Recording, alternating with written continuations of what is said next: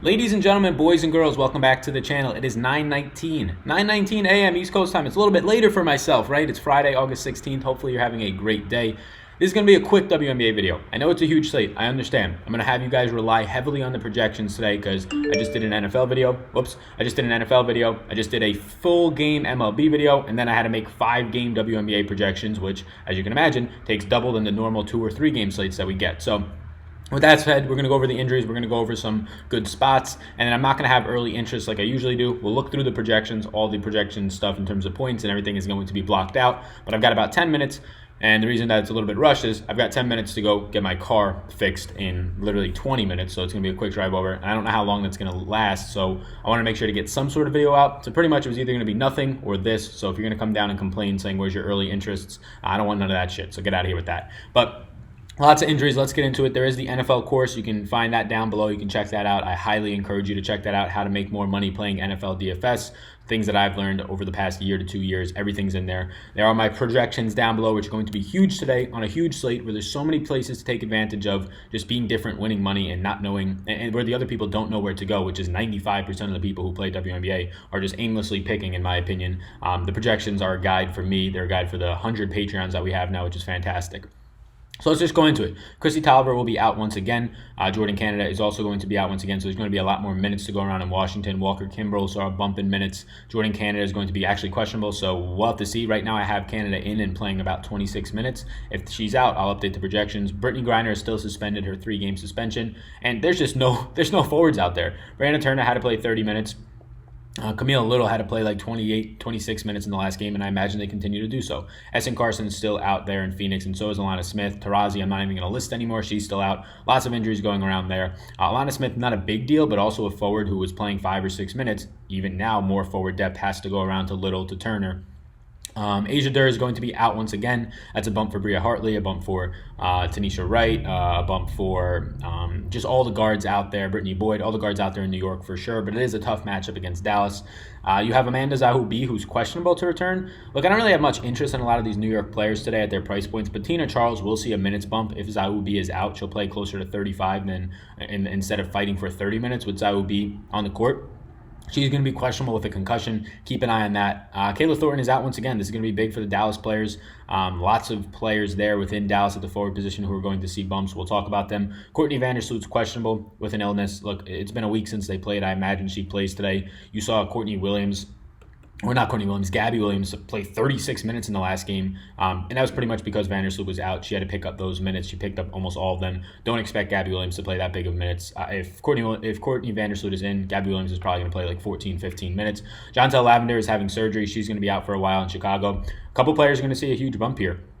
Big one that I like to look at is Janae Parker. Janae Parker saw 24 minutes, over 30 fantasy points in the last game. She's an excellent fantasy point per minute producer in a game that is going to be a nice pace for Chicago going against LA, who plays very fast, and also a pretty decent matchup against LA. You have Candace Parker and Nika out there, but they're no star defenders. They're very much so primary offensive players. Monique Billings is questionable today. I imagine she plays. She rolled her ankle 9 days ago. She missed the last game. She has to be playing in this one, I would imagine, but keep an eye on that. She is questionable. Those are the injury news. There's a lot. Key things to keep an eye on in terms of questionable tags are Jordan Canada, Monique Billings, and Amanda Zahubi. Those are going to change some of the aspects both on the offensive side for the team and where the minutes go around, but also on the opposite end where the defense is going to have better overall opportunities. Let me blow this up really quickly. Look at that. That's the biggest we've ever had this thing blown up. So in terms of pace, there's a couple of games to target. In terms of over-unders, there's a couple of games to target. Some big pace-up spots today. You're going to see a really nice pace-up spot for LA going up against Chicago today. Chicago, this game overall, LA and Chicago has a nice pace. I imagine it'll be a nice implied total. Do I have interest here? Yeah, I have some interest in terms of Chicago guards, maybe. I really never get to Chicago as a team. I more so have interest in Janae Parker, like we've already talked about, so I'm going to kind of plant my interest here as we go. But Janae Parker becomes very interesting to me. On the LA side, not much. They kind of cut into each other's minutes a lot. You're going to continue to get Chelsea Gray playing 35-plus minutes, so that's always a nice spot overall.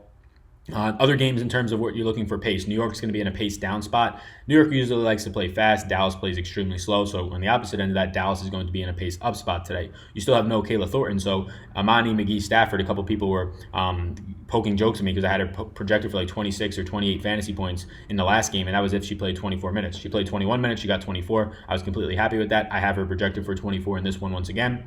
or maybe 23, the way that the minutes go around. So yeah, Isabella Harrison, as well as Imani McGee-Stafford are great plays against New York. A little bit more of a difficult matchup, but they're just going to have so much minutes in their opportunity, especially McGee-Stafford at a very reduced price point. It's going to be about a neutral spot for Washington and Minnesota. Washington blew the absolute doors off Minnesota by like 22 points in the last game. So in terms of that, Sylvia Fowles hasn't seen 30 minutes in like 2-3 weeks, which is really only 3 or 4 games. I'd be concerned with Sylvia Fowles in this matchup. Elena Delle Donne, I'm not too concerned with her, even though Fowles and this Minnesota defense are ranked number 1 against the forward. Not too concerned with getting to her. I do think there's much better spots to get to on this slate. But she's pretty much matchup proof, even in the toughest matchup in the league. She's matchup proof. Her team's probably going to score 90 real points today. And then other than that, Atlanta's going to be in a pace down spot, which is rare to see because they're not the fastest paced team, but they're playing Phoenix, who I believe, let me actually make sure this is pulling right. Let's go over to the team page, make sure that Phoenix is actually this pace. Pace is 70. Yeah, I just wanted to make sure that they're actually playing that slow. That's pretty crazy. So they're playing a lot slower as of late. Yeah, Phoenix, going to be a pace down spot for Atlanta, which isn't good for the guards. Phoenix overall, I don't really care. I'm not targeting one game on this slate, but there's so much value in Phoenix at the forward with no Brittany Griner and now no Alana Smith, which really isn't that big of a deal, but nobody's going to kind of point out that there's already 35 minutes gone with Brittany Griner and now 5 to 7 gone with Alana Smith. You pretty much have to fill in 40 minutes here for these forwards, and Brianna Turner and Camille Little are going to continue to just get huge run. And I'm talking 30-plus minutes for players that are going to be at a position that gets great overall usage, great overall easy shot attempts, easy double-double upside, easy rebounds.